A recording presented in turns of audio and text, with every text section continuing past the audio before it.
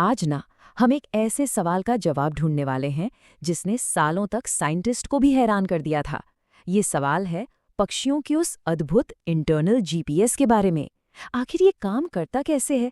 चलिए इसके पीछे छुपे क्वांटम रहस्यों की दुनिया में चलते हैं। तो इस सवाल पर जरा गौर कीजिए। एक चिड़िया जिसका दिमाग सोचिए बस एक मटर के दाने जितना छोटा है, वो हजारों किलोमीटर दूर उड़कर जाती है, हजारों, और फिर लौटकर बिल्कुल ठीक उसी जगह उसी घोंसले में वापस आ जाती है। आखिर कैसे? यही तो वो पहेली थी जिसका जवाब मिलना इतना आसान नहीं था। कई सालों तक तो साइंटिस्ट इसका कोई मतलब ही नहीं निकाल पाए। देखिए, इतने छोटे दिमाग के साथ ये कहना कि उसने पूरा रास्ता याद कर लिया, ये तो मुमकिन ही नहीं लगता था। लेकिन इसका जवाब मिला साइंस की दो बिल्कुल नई और सच कहूं तो बहुत ही कमाल की फील्ड्स में। एक है क्वांटम फिजिक्स और दूसरी है नैनो टेक्नोलॉजी। तो हमारा पहला सुराग यानी क्लू नंबर 1 कहीं और नहीं बल्कि उस पक्षी की आंख के अंदर ही छिपा है, और इसका सीधा कनेक्शन है क्वांटम फिजिक्स से। देखिए, पक्षियों की आंखों में एक बहुत ही खास किस्म का प्रोटीन होता है। इसका नाम है क्रिप्टोप्रोटीन। अब इसकी खासियत ये है कि ये लाइट यानी रोशनी से तो प्रभावित होता ही है, लेकिन ये पृथ्वी की मैग्नेटिक फील्ड यानी चुंबकीय क्षेत्र पर भी रिएक्ट करता है। अच्छा, तो ये काम कैसे करता है? चलिए इन स्टेप्स को एक एक करके समझते हैं। सबसे पहले सूरज की रोशनी पक्षी की आंख में आती है। फिर उस रोशनी में जो नीली किरण होती है ना, वो इस क्रिप्टोप्रोटीन से जाकर टकराती है, और यहाँ से शुरू होता है असली जादू। इस टक्कर से प्रोटीन के अंदर के इलेक्ट्रॉन्स आपस में एंटैंगल हो जाते हैं। ये क्वांटम फिजिक्स का एक बड़ा ही अजीब कॉन्सेप्ट है, और इसी एंटैंगलमेंट की वजह से पक्षी के दिमाग में मैग्नेटिक फील्ड का एक पूरा विजुअल मैप, एक नक्शा सा बन जाता है।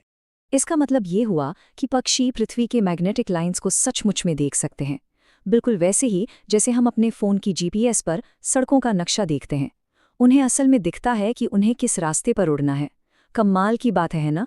लेकिन सोचिए, सिर्फ नक्शा देखना तो काफी नहीं है, दिशा का भी तो पता होना चाहिए। आखिर नॉर्थ किधर है, साउथ किधर है? तो अब चलते हैं अपने दूसरे सुराग की तरफ, जो नैनो टेक्नोलॉजी से जुड़ा है और पक्षी की चोंच में मिलता है।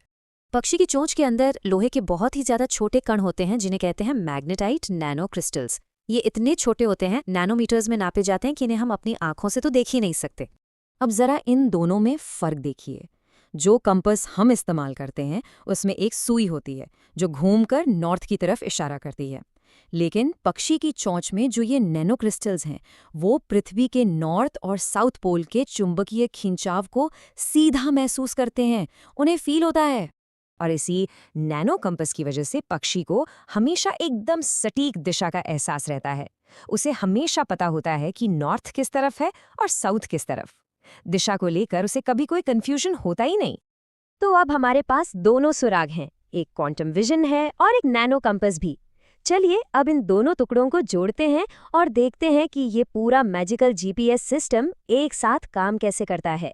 और ये स्लाइड तो पूरी बात बिल्कुल साफ कर देती है। पक्षी की आंख में जो क्वांटम विजन है वो उसे एक नक्शा दिखाती है। इससे सवाल का जवाब मिलता है मैं कहाँ हूँ। और उसकी चोंच में जो नैनो कंपास है वो उसे दिशा बताता है। इससे जवाब मिलता है मुझे किस तरफ जाना है।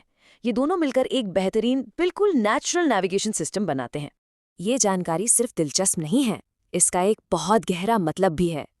ये हमें क्यूरियोसिटी यानी जिज्ञासा की ताकत के बारे में कुछ सिखाती है।